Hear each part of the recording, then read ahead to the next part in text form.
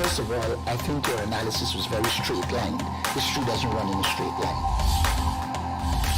Kid, you cannot tell your neighbor he is stealing ducks when you are stealing frogs. As High Commissioner, I was wrong. As Charandas Prasad, I reacted naturally how any person would have.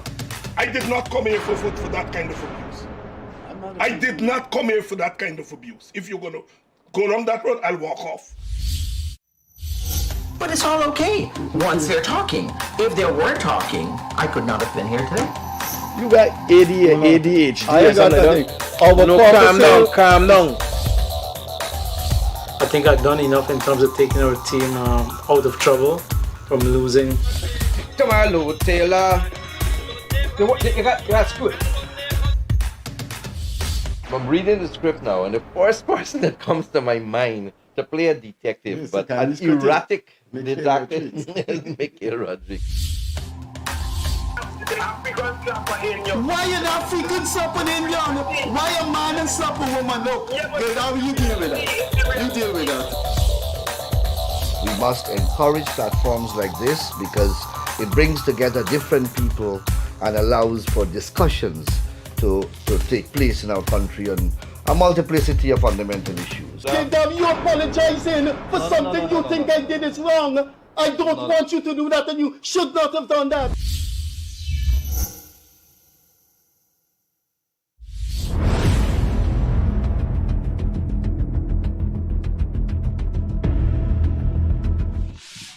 Hello. Welcome to another edition of the Gildarie Freddie Kissoon show. We're about to end 20 months of this program, and it's been a learning, philosophical, and at the same time, I don't want to say joyful ride.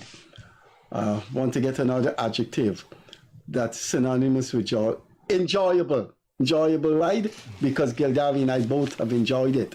So welcome again to the program. This is Friday evening, and we don't have a call-in because of the importance of the national budget. As you know, Leonard Gildarie is not with us for 3 reasons. I've given you those reasons before, and I'll give you it again. He was visiting his family in the US, had a car accident. He told me the car was written off, but he's safe. Secondly, he picked up, people are saying, a cold or the flu. Dr. Randy Prasad had it too. I think it's a variant of COVID, very bad flu. That's number 2. And number 3, a low-bed truck carrying a piece of equipment, I think for the oil and gas industry, very important $1 million US equipment. It's struck the walkway on the East Bank by the Damara Harbor Bridge, and it damaged one of his cameras. You know, Mr. Gildarie has those advertising screens, so it damaged one of his screens. So he may not be here early next week, but he should be in the latter part of next week. He has to come, but I hope he's all right, because I don't want to get never had it, so I don't want to get COVID. So let's hope Leonard Gildarie recovers fully. I'm joking there. I hope to see him next week. So thanks for being with us again. And as you know, budget is not only in the air, budget is with us. And so our topic this evening is the budget. We have with us a gentleman who's 3 times the president of the BERBICE Chamber of Commerce and was once vice president of the Private Sector Commission, and he sits currently in one of the committees of the National Endowment Fund. He's a very well-known Barbician businessman, Mr. Ryan Alexander. Next to him is someone who has graced this program, I think, twice before. He was the Prime Minister Nagamutu's special appointee for BERBICE, and he's currently, well, he has left the AFC. He's currently a social activist and continues his business work. That is Mr. Gobin Harbhajan. The topic this evening is the budget. So we have two high-profile Barbicians. I want to say thank you to both of them because they have traveled from Berbice to come to this program. The show ends at 9:30, so they will be leaving Georgetown at 9:30, probably to reach Berbice at 11. We're extremely grateful on this program to have these two gentlemen to have traveled so far, and we'll be traveling back so far. So, Mr. I almost said Prasad. I think Alzheimer's is coming on, Mr. Alexander. Mr. Alexander, thanks for being here. Harbajan, as usual. So, the budget is with us. It's the largest budget in Guyanese history. 1.1 trillion. Work that out with a calculator in terms of US currency. It's the largest budget in Guyana's history. What are your opening remarks about this budget? And then we'll go into the nitty-gritty of it. As a senior citizen, I probably thought the senior citizen pension would be $100,000. I'm only joking. That was not possible. But Mr. Alexander, give us your thoughts on the budget. You have been around a long time in Berbice business. I have to say, after Wakenham, where my wife have her roots, I really do like Berbice. Maybe if I get a house lot, a free house lot, or one of those cheap house lots for the government, I may move there when I'm older. I'm already old, but older. But thanks for being with us. Thanks for traveling so far. And we hope this will be an absorbing discussion in which you will flow freely about the budget. Thank you, Freddie. Thank you for having me on the program. Pertaining to the house lot in Berbice, if you never make an application, you never have a chance to have an house lot. So please do make an application to the Ministry of Housing. I'm sure they would entertain your application. I'm sure they would, but I don't have the money to build a house. That's where you come in. Anyway. Yeah, it's a pleasure to be with you on the program today, this evening. And I want to let you know that my sentiments remain the same.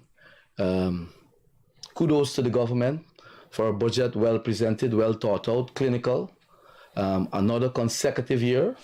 I think since 2020, we've been seeing budgets consecutively that has been produced to grow Guyana.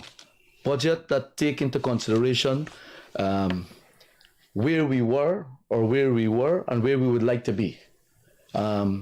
Infrastructure-wise, education, health, all of the sectors taken into consideration. I think the government has done a fantastic job continuously in presenting a budget year by year to show that we could move upwards and move. And I'm quite certain that our economy, as you would know, $1.146 trillion budget. I think we are somewhat the envy of the Caribbean, our brothers and sisters. But we love them. I know they love us. And basically, for us providing such a budget, or the government providing such a budget that would see the infrastructure being more reinforced, being more put together, where we will see services and products being built out across the length and breadth of Guyana. As I mentioned before, Guyana geographically is a widespread country, and we have lacked the infrastructure, both in health, education, and infrastructure in terms of roadway, to develop Guyana as speed as we need, and to have the type of services.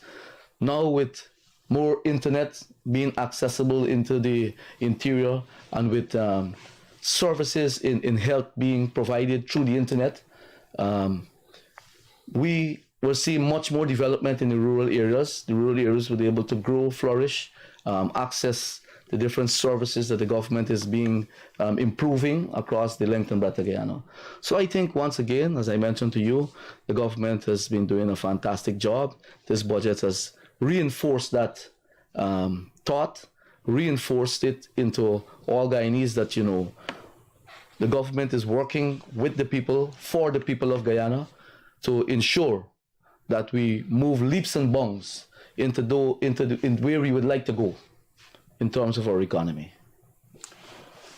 They have this saying in common parlance, old head. Mr. Harbhajan is an old head on this program. Yeah. I think you've been here, I know twice. Have you been here 3 times before? Twice. Twice. This This is your third time. Gobin, what's your thought on the budget? And then we're going to go into key budgetary allocation. Well, thanks once again for having me. 1.146 trillion 2024 budget. I personally, as an activist for development, and I would like to see growth in all areas. As you mentioned, I was part of the coalition. I welcome that budget, and if you look at all the ministry, it was well sought out which areas that I have always wanted to see development, especially in the security sector and agriculture sector. And this budget, I believe, if they could add more to it, without, opposition and people make criticism, when you have more money, you spend more with good management and skills. And a budget as this, Freddie, is going to see growth and development in our country in all areas.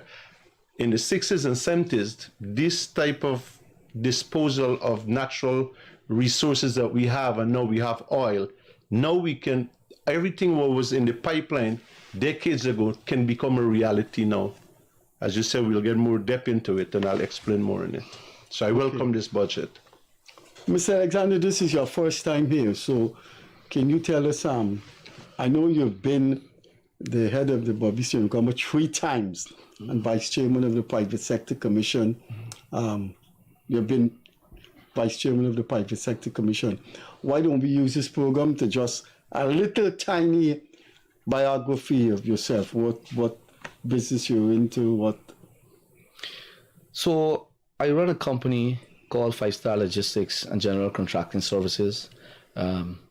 We do civil works, we do pest control, we do a number of other services that we offer within the company. I also run a company called Party Plus. We do catering, we do decor, everything that comes with party, rentals and everything. That's part of my personal business. I like that, and I do that also. I can't say I appreciate you coming here without bringing some parties or something to do catering. At least you could have brought something for the maybe next time. Operators. But this is all based in Bobby. You are Barbician born. Yes. And you stayed with BERBICE. Yes. We also have an office in Georgetown on Ornock Street. So. Okay. Yeah. Yeah. Well, that's just from the corner. So the business have been around a long time. Yes, Party Plus has been around since 2009. 5-Star Logistics started in 2020. Okay. Yeah. So I have a promise from you that if I get a house lot in BERBICE and I don't have money to build a house, the construction company will build it for me. Gobin, what's your position in terms of reaction to the Chamber of Commerce and BERBICE to the budget? Region 6, East BERBICE have 3 Chamber of Commerce. We have the New Amsterdam Chamber, which we call it BERBICE Chamber of Commerce. We have Central Quarantine Chamber of Commerce, which is Rosal, and we have Upper Quarantine Chamber of Commerce. You have private sector businessmen make up these chambers mostly, and 30% of these members are very, very supportive of government and development. The other 70 have their own little vision and personally I think what they can benefit from government. Before I go any further, I was watching the news 2 nights ago, and there was an interview done by the Upper Quarantine Chamber of Commerce president, in which he tell the newscast that he rated the budget 5 out of 10 and went on to say that the normal man in the street and the normal man in the country is suffering. Freddie, if a private sector or a Chamber of Commerce president think that way, which private sector members and executive members, have a budget, government have big budget, they're supposed to be supporting the budget because it's more business, it's more money flowing around. And I can't see how a man in the street going to struggle when private sector themselves is looking for skills worker, laborer. A man who says suffer in Guyana in a budget this big or in this country, which we are blessed, it's got to be a lazy individual, because other country people suffer. We're not saying that, but Guyana, there is so much opportunity now for workers. There's a demand for workers in which some private sector businessmen is importing workers. Ryan can tell you that. They're importing because people don't want to really work, and those are the ones who are saying that they're struggling. If they expect a handout out of a budget, it doesn't come. You have a chance, the government give you a chance to grow in the areas the money will be spending. Let's take agriculture for one, which BERBICE is predominantly agriculture and Essecubo. The Ministry of Agriculture budget, I think, is 97 plus billion, right? 98 billion. 98 billion. Freddie, do you know how much? That will be a sixth. That's almost a tenth of the budget. A tenth of the budget. Yeah. Minister of Agriculture is in BERBICE and Essecubo often. This gives him a chance where people used to complain that, now you have a big budget. So I can't see why the private sector, some of the members, or a president from a Chamber of Commerce will make such a statement without not think what he was saying. It's a wrong perception out there. Agriculture budget will see a growth by 6% in the rice sector. 2023, the rice bringing foreign exchange is over $600 million US, and that will be growing. There is the GRDB will have a percentage of that budget into seedling, which will bring more yield to the crop. You will have drainage, irrigation, more access land with budget like this. And you're talking a BERBICE, Upper Quarantine Chamber of Commerce, president for the chamber, make that statement. Who's that person? Some Parmeshwar Jainarine. I think it was in the press. But, for me, I was from the coalition. My objective is not to see a government fail, but when private sector people is going to say that they rate the budget and a 5 out of 10, that's not a good sign for people like them with negative. Look at the agriculture sector, where the government is giving out chicken, start small businesses, they have a grant going. This budget will see more for agriculture. You have the 58, 59 all-weather road, Freddie, which will go all the way to Country Creek. That will open a lot of new maiden land, and there's other areas in this country where the agriculture sector taking on. You have security sector, which the businessmen in BERBICE who is complaining, or wherever they are complaining about security, especially foreign people. In this budget, we'll see no paper trail at police station. You're going to see a program with a computer. When you go to the desk to file a complaint, they manage the security sector. How much is their budget? The security got about 90 billion, right? 90 plus billion. You're going to see people go to the police station, make report. It will be more on a computer, which will ease corruption. So when a person make a report, it will be in a computer system, will be networked back to Gildarie. So these things, we are in the right track with this budget, and I believe that we should have more on this budget. We are blessed in a country with all these natural resources we have, plus we have oil. We should not complain about budget, about normal man in the street is struggling. That utter nonsense, and that statement should have been withdrawn. Who said that? For the Upper Quarantine Chamber of Commerce president. You know those, Mr. Zandi, you know those? I'm not familiar with the gentleman, sir, but I will let you know that I'm quite certain that it probably that's a initial reaction from him and his chamber possibly. I think when they get down to really evaluating the budget, their views may change. But that's just one Chamber of Commerce. Let's put it like this. I think the Central Quarantine Chamber of Commerce and the BERBICE Chamber of Commerce, where I hail from, we have a new president. Our president, the first female president in the longest of while. We were established since 1931. It was established by a female, Miss Sewak, the Sewak sisters. And after a period, a long, protracted period, now we have a next female president. So from 1931 to now, according to my records, the whole history is only 2 women? Right, according to my records. The Sewak sisters were right. English people? Or? Guyanese, yeah. Okay. Caucasian Guyanese, white Guyanese. Right. And since they established, since 1933, right, there's been no female woman head until 2023. That's correct. What you guys were doing in BERBICE, you don't like women in BERBICE? We love them. But let's not stray away from the point, Freddie. I want to say to you that our Chamber of Commerce and the private sector, which I was a part of, or still a part of, but more in the back benches now, have 2 very aggressive, proactive leadership.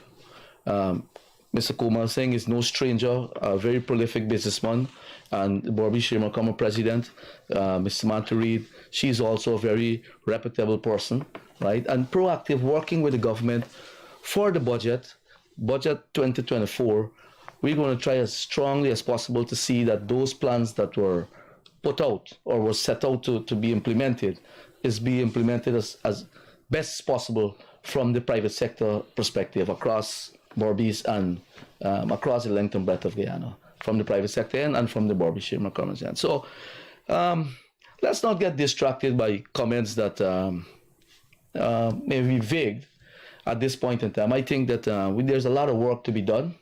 There's a lot of cash in the system. And I'm very sorry if anybody don't see the opportunity or can't create an opportunity to earn from a budget big as this, as currently that is presented by the government of Guyana. 1.1 trillion. 1.146 trillion. Yeah, Mr. Alexander, Mr. Harbhajan, when I was growing up, I heard all the time, and I've reached old age, and I'm hearing it all the time, that agriculture is the key to Guyana's future. It's a part of CARICOM. It's larger than all the CARICOM countries come together. Larger. It's larger than some key international players, Holland, Greece, what have you. So, agri was supposed to be the key to Guyana's economic liberation, and I still think it is. Now, the Caribbean, excluding Haiti, 5 million people, CARICOM 5 million people, Jamaica 2, Trinidad 2 million, Trinidad 1.5, we 780. And a region of 5 million people, Mr. Alexander, the food import bill annually is $6 billion US. That's correct. That's correct. I think if you take that statistic to any economist anywhere in the world at the World Bank, they're going to say a region of 5 million people importing food, not tractors, not the cars from Japan, which is outside of the 9 billion. So the budget is, which is almost 1 billion, 1/10 of this budget is supposed to solve that by 25%. Your comments? So I'm a part of the Guyana-Suriname Business Council, and through the Guyana-Suriname Business Council, we have highlighted 4 or 5 points to work collaboratively from Guyana and Suriname business entities, private sectors. And agriculture was one of the points that was put on the table. We have seen tremendous opportunity in production. One of the things that we've saw or one of the things that was highlighted, is that our Suriname counterparts said to us that they did not know that there was a Guyana School of Agriculture with service CARICOM. Service CARICOM, all members from all CARICOM goes to that school and is being trained professionally in agriculture. Suriname has been complaining about, or the business community in Suriname has been complaining about a depleting labor force in agriculture. And so we had come up with this plan to try to have a slogan out to say, to make agriculture sexy again. Because what's happening is that we believe that persons don't understand, as you has highlighted, the volume of money that is in the import bill for agriculture, for food that is coming into the CARICOM area. If we can make agriculture seen as a front burner and something that we can have people moving into this field, we can be producing more, far more. And so we're looking to see more persons who come out, or get more people into Guyana School of Agriculture, and those who come out to try to get them into small businesses, get them into activity that will create more opportunity in agriculture. It's not about just, people are seeing agriculture as a laborious type of activity. You go, you toil, you think soil, you did here, you're all dirty and everything. But the rewards that is associated with agriculture is something that has not been spoken about. So persons don't understand economic benefits that can be derived from agriculture. Right? There are lots of family who has land sitting and they do absolutely nothing with it, right? Not only for the major crops that are being planted in Guyana, like rice, and not only for sugarcane and those type of things, but there's lots of cash crop. The government of Guyana has been doing a shade house program, right? Specialized crops, broccoli and a number of other crops. They've also been trying to get into aquaculture. Shrimps farming, specialized fish farming, and all of these areas are areas that can be very, very viable, very viable. I'm hoping that we can have a marketing campaign, a program to convince people, to show them, like what we have when we said, Guyana is a breadbasket of the Caribbean. A next slogan that will bring out or create the type of excitement in agriculture, that we can see more persons going into agriculture. As an academic, I find it unbelievable that in a region of 5 million people, you can have a food, not an import bill, which would include tractors, cars, chemicals, technical material, just food, $6 billion US. That's correct. That is leading. That has to lead to impoverishment. Now, this budget is supposed to reduce that by 25%. Why? Yes. The other point I want to make on that is that, you know, with the gas to energy coming on stream, light manufacturing and small manufacturing were able to push the agriculture sector also to be not only a producer of raw material, but a producer of finished product. We've been seeing our raw material leaving this country and come back. Things like planting chips coming back packaged and selling Guyana, from planting that is being exported from Guyana. And that's just one example. There are many other things that are leaving Guyana shores as raw material and come back. And one of the things that we've seen for that is because of the high cost of electricity. So with the gas to shore project coming on stream, and which will drive down the electricity cost, it will also help small and medium-sized manufacturing, even large-scale manufacturing extent, to get into more manufacturing of the raw materials that are being produced in Guyana, right, in the agriculture sector. There's a huge percentage of spoilage that take place because we don't have processing facilities from the agriculture sector. I've seen that out of Blackbush. I've seen it. You go to border market, you would see what's going on down there, right? There's a huge percentage that are. I know from the BERBICE River perspective, the BERBICE River brings out pine to the local market in New Amsterdam, and they have to sell the product at sometime next to nothing. Because why? They don't have the market for it. Persons that they're not coming. The local market is not absorbing what is being produced. So they sell it for a small amount of money, which sometimes it doesn't even break even their cost. But they bring it out so that they can't take it in back. Right? Lovely pineapples, avocado pear from the Berbice River. I was up the Berbice River about a week or two ago. Lemon coming out of the Berbice River. Right?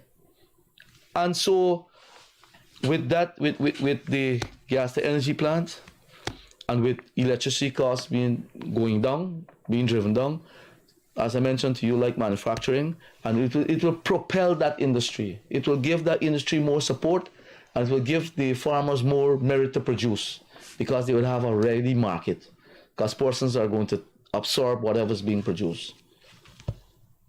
Well, before we go to Harbhajan, I could tell you this, Mr. Alexander. I had tangerine from up the Kanji. My friend Charandas Prasad took me there. And we don't get that kind of tangerine in Damarara. Mr. Alexander, that thing is phenomenally sweet. Yeah. Yes. But and that's because of the type of soil that we have available in the area. And as Harbhajan has said earlier, the government has been moving to open up acres and acres, thousands of acres of land heading into the Kanji Creek to help open up farming opportunities, giving persons the opportunities to, create agriculture plots in different areas, whether it be shade house, whether it be rice cultivation, whether they want to go in crops or livestock, whatever it is that they want to do, those opportunities will be presented to them because of the land, the type of land is opening. Also with the land that is opening up to the Kanji Creek, it will provide a unique opportunity for tourism into the Kanji Creek. We have a very famous national board, the Kanji Present. Mm-hmm. So all of that, you can have sightseeing, and it will be opening up opportunities in tourism, eco house, resorts, whatever, up the Kanji Creek. I'm quite certain that those opportunities will be grasped with both hands.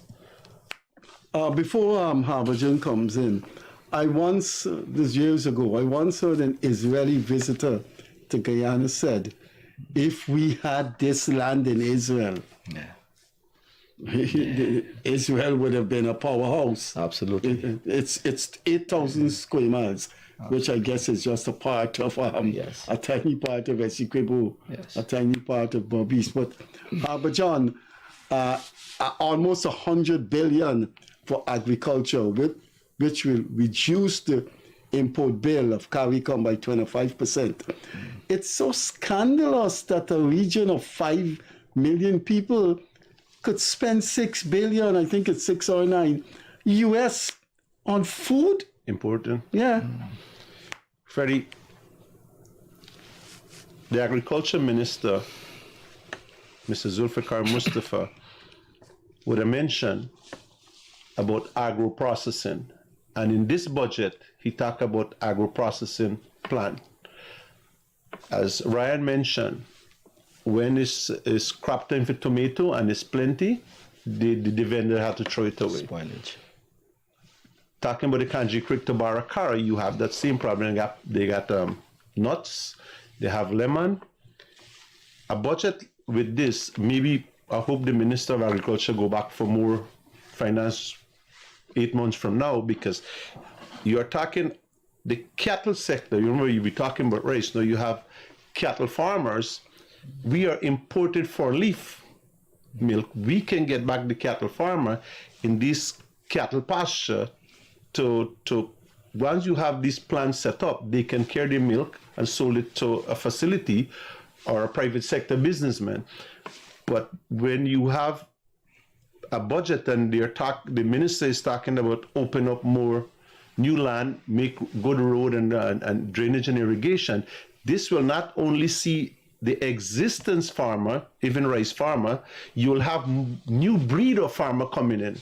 New breed of farmer coming in to get a piece of land to go into farming. Like I mentioned about the 58 all-weather road.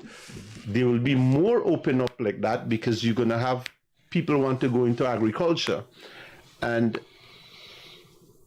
as I said before, Berbice is predominantly agriculture, and we must be in a positive mind when we talk about growth and development.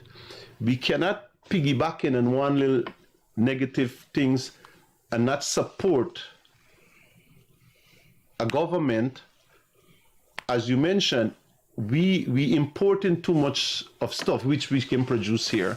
And how you fix problem like that? You have to engage private sector, free up these land, and let they do it. And the Minister of Agriculture is willing to open up more land and let people go into farming. And once, as the minister mentioned, once you have the agro-processing factory, we are on the right track. There's 240 billion in the budget for infrastructure. That's a huge sum. So I guess in 5 years' time, when people that have never, Guyanese have left and never come back, they wouldn't recognize Guyana. True. 240 billion. There are going to be roads that when they left, didn't exist. That was swampland for them. That's a huge sum for infrastructure. Correct. Freddie, on the public works ministry, 221.4 billion. All across the country, all across the country and our region, there is streets, road going in areas for the first time where people did not have an opportunity to ride their bicycle on a concrete road or asphalt road. Today, those places are there. And most so, to add in that, people who would migrate and left the third and fourth lot where streets run there, those land value gone up because you have streets now. They can go in there, put on their houses. The only problem I would see with that we need more, like I said, we need more labor force and skills and human resource. Right now, I think there's a shortage with the massive development and the public infrastructure that go on in this country. Yes, Freddie, just to add to Harbhajan, I'm also excited about the development in domestic streets across the length and breadth of Guyana, in different townships and different communities. But I am even more excited about the infrastructure that is going to be built out that will see the private sector harnessing the type of resources or the type of benefits that should be derived from these type of roads. Like from the Letem road coming out into the city. Those type of projects are major. From Letem into the city? Yeah, the major infrastructural project. Well, I mean, the connections that will bring you out into the city across the Berbice and every area. Those, so you leave Georgetown and you just travel. Right. You and your family in a big arm. Right. Yeah. But apart from just domesticated traveling, I mean traveling for people, I'm talking from the private sector perspective. I mean, you could imagine the trucks that are going to be moving from through northern Brazil, bringing out all of the produce, accessing the Atlantic Ocean, right? We've been talking about the Deepwater Harbor, right? We're talking about the port in Berbice. There's so much talks going on about development around Berbice area. We're talking about the stadium. We're talking about a new hospital. Yeah. We talk about the 6.2 billion to construct a new world-class hospital in Amsterdam. That's correct. This is what it's going to be look like. That's correct. That's correct. And we're also talking about upgrading the Kanji Strip. I am very hopeful that can become a Caribbean hub, right? I think right now it's for domestic travel that they're looking at in terms of improving that. But I'm going to be advocating to see that become a next Eugene Caraya type of airport, that you can actually move from Kanji, New Amsterdam, into Barbados, Trinidad, and all the rest of the Caribbean country, right? That will open up tremendous opportunity. Most people will have to go to Tamari. Yes, but forget about going to Tamari, to open up opportunity within the business sector, because we're talking about hotels, we're talking about more traveling, people coming in to see the investments, see opportunities, right? It's going to be a whole complete area of opportunity tourism, transportation, right? Hotel accommodation, restaurants, everything.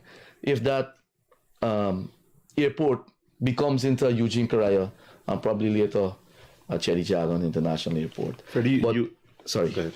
Go Yeah, ahead. but, No, finish. Yeah, but as I was saying to you, the infrastructure that is going to be put in place that will see or ease the costs of transporting goods and services from rural areas is what is very fantastic, fascinating for me in the public infrastructure budget. Yes, Gobin. Yeah. We go back to the hospital with 6.2 billion. 6.2 billion. Yes, 6.2 billion. The Ministry of Health have a budget here of 129 plus billion. As a Berbician, and I'm sure people in the hinterland who are watching would agree that the Ministry of Health, before somebody have to travel to come get a CT scan till in Georgetown or coming out from Oriala to wherever, this will see a state-of-the-art facility with well-equipped, with all these equipment there. $129 billion for health, and that new hospital going up in New Amsterdam. This will see health center will just do what they have to do and send you straight to New Amsterdam, where you have all the state-of-the-art facility. Health is important, and we should not dilly-dally like what happened in Parliament about health. We must, that comes first, with pensioners getting the eye check and any state-of-the-art thing before run to a private hospital. The rich people will go to private hospital. Where does the poor one go? So this hospital in New Amsterdam and other health facility across this country, this is a welcome budget, 129 plus billion. Okay, let's go through some of these things here, Mr. Alexander. The 6 billion for Gaisuku. Is Gaisuku on the rise again? Well, the government has been, in my view, has been putting a lot of effort and emphasis on Gaisuku to try to get it back to some viable form. Gaisuku is a labor-intensive operation, and as Harbhajan had mentioned to you, labor has become a very critical something in the whole of the mix of Guyana development. Persons who were employed previously by Gaisuku in our area, which would have been in the Rosal Kanji area, has shifted their focus to other things like construction. They've been paying a lot of money, so they've been shifting their focus. And what I personally think is that Gaisuku now needs to look at more animative way of producing, more mechanizing, mechanizing is the word, more mechanizing in terms of getting their production up to that level where they would like to see it. So in a nutshell for me is, like I mentioned to you, the labor is a problem, but the government has kept the faith with Gaisuku. Sugar has been producing for us when nothing else was producing, and I'm quite certain that Gaisuku management has had to be saying something to the government of Guyana to show them that they can become a viable entity in order for them to keep the faith with them and to put the money into the industry. It's been one of the major veins in the history of this country. That's correct. I think sugar is bound up with Guyana, and Guyana is bound up with sugar. Yes. So I think it may continue, but you can't help. Yeah. If I may add to that, I want to say that Gaisuku as a producer of raw sugar, in this current era, probably it's a difficult task to become viable.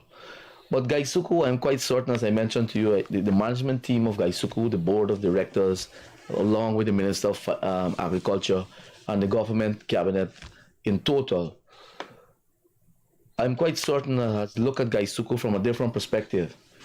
And I mentioned it to you before as it pertains to not sugar alone, but all agriculture production. We need to start moving and transitioning from becoming a raw material producer to a finished product producer. So using sugar for other products to become finished products, probably sweets, candies, whatever is it that we're doing, if we can do a cereal, whatever we can do to transform the raw sugar into a finished product that will add value and will bring in more revenue, that will be something that I'm quite certain that Gaisuku is looking at. So looking at it from producing sugar traditionally is not what I think the government has in mind. I don't think I would be very disappointed if the board of directors of Gaisuku is thinking that they could just traditionally produce sugar and become a viable entity. I'm hoping that they transform that to a more refined product, a finished product, a packaged product in several different areas that we can build out even to the Caribbean, if not wider afield, to become more profitable. Yeah, well, yes. Gaisuku, you say got 6 billion, right? Yeah. People out there would have the perception that the entire 6 billion is going towards Gaisuku in the sugar industry.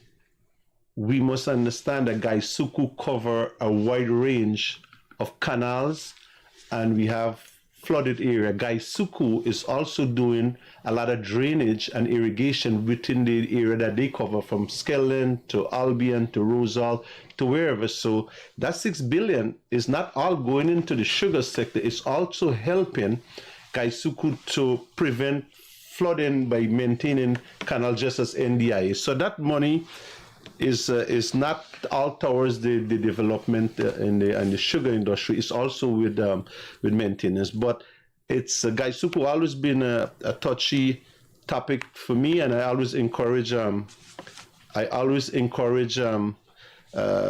local and international shareholders to come on board with the government and be a part to make up a better system. And I have a few friends on the Gaisuku board, and I think they are making the right decision. And I think by 2026, government will not going to subsidize sugar as it doing.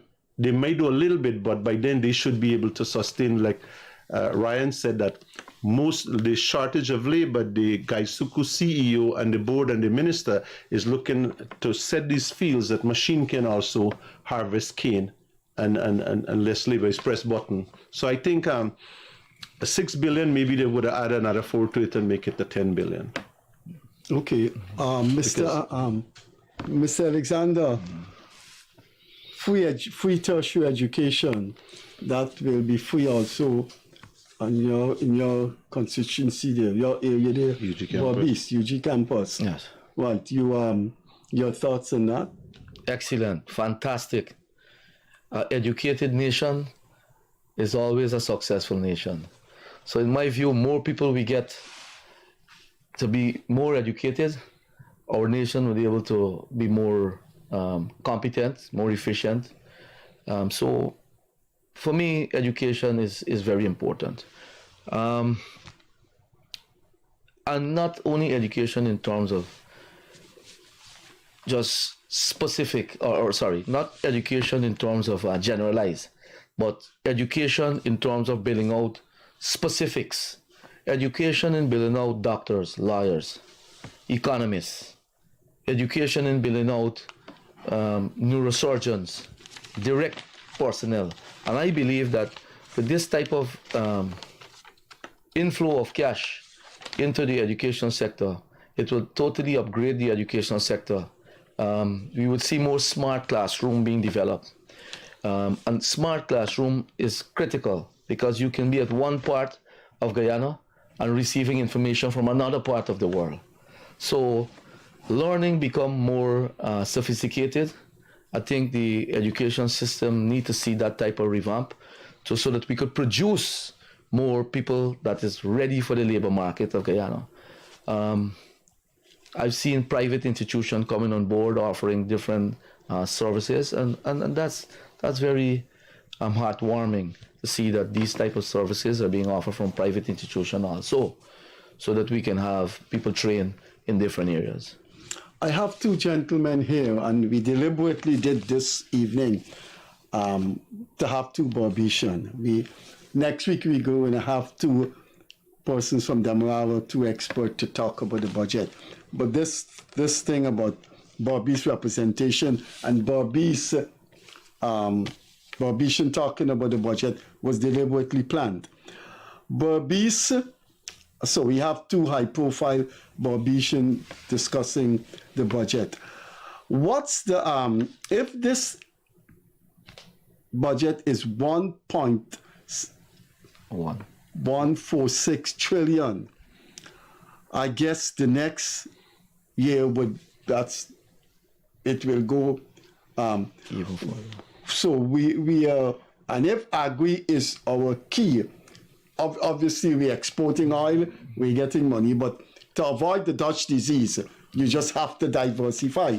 So I would think BERBICE should be the area we should watch at in the next 2-3 years, because remember, to avoid the Dutch disease, you can't take all the money from oil and use the money from oil and then oil collapses, prices go down. So it seems to me this almost 100 billion for agriculture.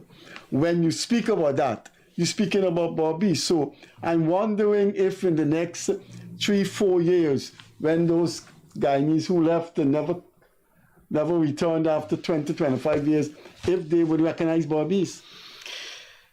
Well, I'm hoping that they visit consistently, because as you mentioned, I mean, with the type of money that is being put into the economy, not only BERBICE, but BERBICE, the infrastructure or the landscape will be changing dramatically. It will be changing dramatically. I think BERBICians are a little baffled by hearing that the landscape will be changing and there are a lot of things going to be going on in BERBICE, but they're not quite seeing it as yet. But everything takes time, and it starts from scratch. So the infrastructure is being put in place, and yes, BERBICE is going to be transformed. You need to be proactive. You need to get involved. You need to be up with your current affairs, and so yeah, BERBICE will be transformed. BERBICE is definitely going to be transformed. Yes, Harbhajan, you want to say? I watched the Vice President press release yesterday. He mentioned about Crabwood Creek. Another $2 billion will be spent there, open up land for agriculture and other development. Talking about people who gone abroad and 20, 25 or 30 years, they already would have maintained their land in Guyana by paying the rates on lands and survey. These people now is seeing a site of development, and they are coming back trying to clear up these land, because they are reading, they are following the what's happening in Guyana. And as you said, BERBICE, we forget shrimps. Shrimps is also a big export in BERBICE right now, and that's because this all happened last year in the 2023 budget, when the Ministry of Agriculture would have plugged in some couple $100 million into that. There is a place at 19, Ryan can tell you, the guy employed is a big stretch there.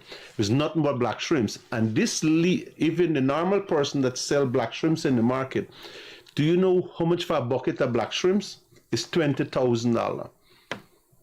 Right? So it's these. But for our viewers, what's a bucket? A bucket could be this, a bucket. No, I welded a black bucket. The normal black bucket. Everybody in Ghana know the normal black bucket. And that's 20,000, and the demand for that is US, the Guyanese community.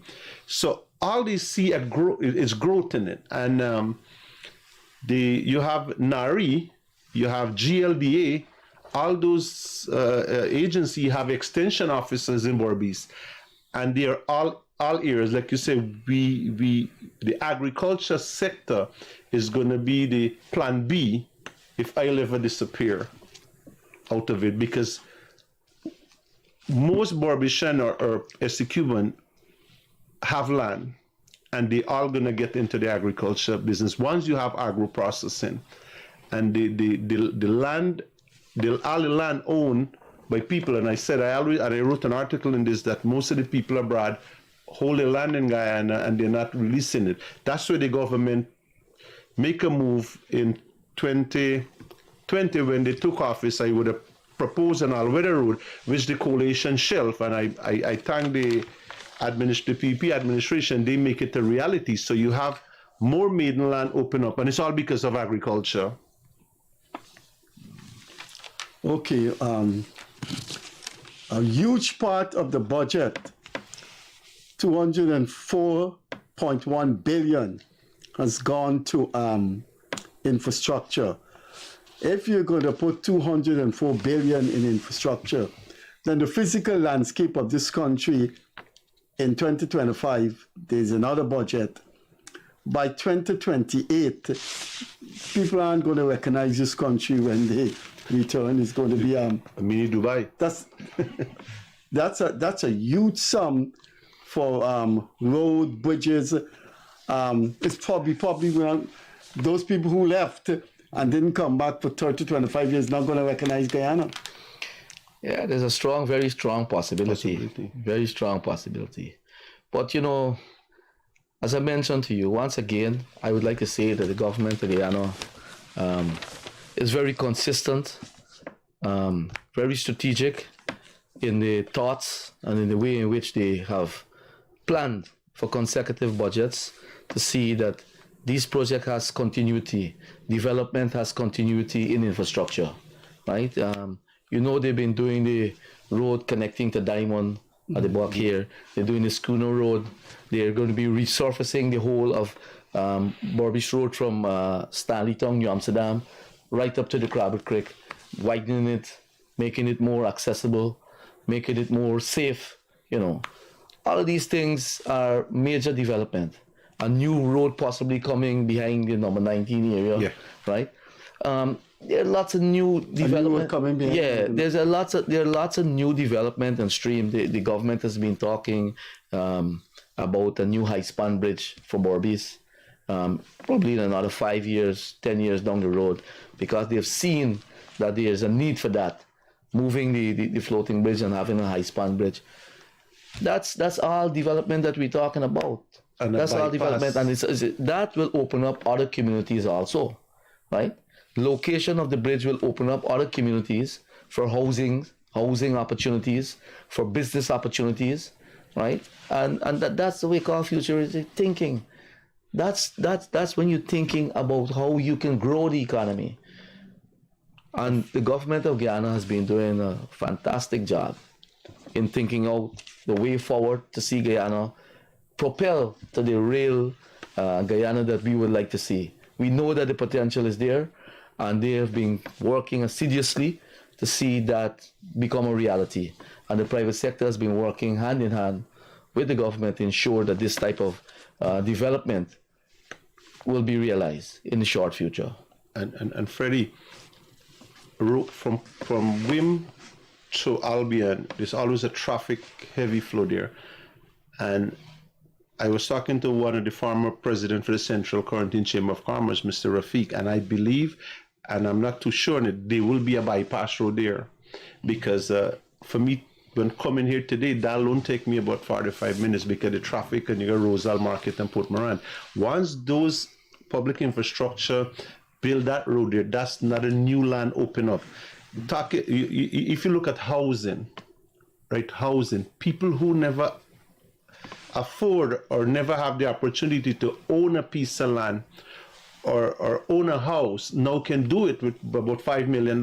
If you look at the amount of rent, a person paying rent, like we said, $35,000 a month, that can go towards a mortgage towards towards the $5 million, and they will be owner of that land and that house. They have a big one, I think is Belvedere at the back there. Mm-hmm. The government have that like 5.1, the house and land, everything. You got a couple hundreds there, you have other areas. So as you said, the people who live abroad, when they come back another 5, 6, 10 years, they will see a transformation of Guyana. I want to take some of your time. I'm not supposed to do this, but I'm going to do it. I'm going to ask you permission to take some of your time. I have been around a long time. I'm much older than you guys. And I've lived through several presidents, one of whom I've known very well, Dr. Chedjag, and I've worked with the Prime Minister of Grenada at a very personal level, Maurice Bishop. And I think there is something very interesting, that is different about Irfan Ali. I think Irfan Ali literally, scientifically, psychologically, anthropologically, culturally, means well for his people, for his country. I see it in him when I talk to him. I think this guy is going to transform Guyana to the point where he may end up being perhaps the most interesting Caribbean leader. I just think this guy is heading for a direction that is going to catapult him right into the history books. I just sense that, and I'm telling you, I'm an academic. I taught 26 years at UG. I think this guy is going to create a fantastic legacy for himself. I like him, I do, and I'm not a young man, and I don't flatter politicians. Yeah. So my take on that is that yes. I don't listen to butterfly shots in here. Wish and good luck we get there. Yeah, this guy. Yeah. President Ali is an exceptional president, indeed. He's a people person. He's been working very much so. Yeah, he's been working around the clock. I think a lot of people, he's won a lot of hearts because of his style, as you mentioned. He always have a listening ears. But Freddie, if I may say, I think the strength of President Ali is the way in which he communicates with people. And let me say it to you.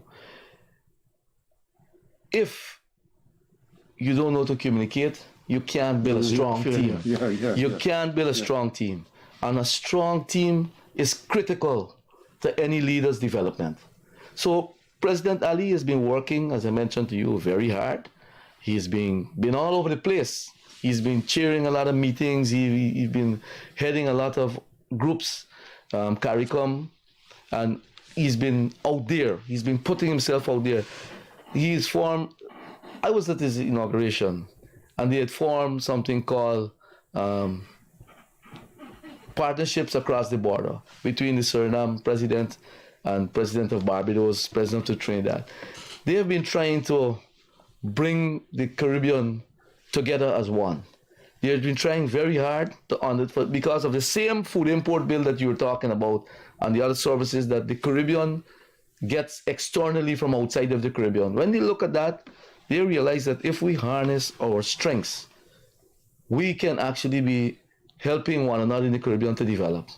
And he has been championing that cause with President Santoki and the President of Barbados, Ms. Motley, and everybody else has been coming on board. As you know, they have done agro invest fair. I think it's for the second year in Guyana. Second year they've done it, and it attracted all the different Caribbean heads to come and see what's going on, what's possible in agriculture. Because, like you said, outside of the extractive industry, we need something to ensure that we continue to earn, to get away from the Dutch disease. We need to put in non-extractive sectors to work and to develop them. So agriculture was one of the areas in which we believe that we have a very strong opportunity.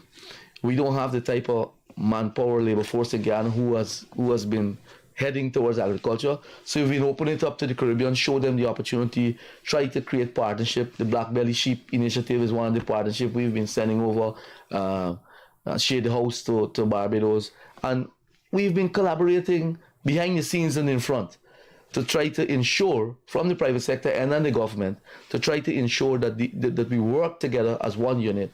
And he has been championing that cause. He's been championing that. We gotta go. Yeah. So quickly. Let me add to. Yeah, quickly. I mean, it is in my ear that we're 3 minutes. I came from the coalition, and I work with the Prime Minister and other ministers, and I mostly communicate with the Vice President, but His Excellency the President and Vice President, you can see the passion in them when they come down on the ground in different regions and listen to the people. Leaders should not lose touch with the people. These men listen to the people, get them regional official on the spot, ask questions, and once you put an ear on the ground and you listen to your people and understand them, you will be you can achieve anything you want. And I believe both men are on the right path. And I myself would have put ideas into the vice president and some of the things. And Freddie, I got that done when I couldn't have it with the other administration. Okay, we gotta go. I have to thank you. I have to thank you immensely that you'll be driving back to BERBICE. Now is 9:30.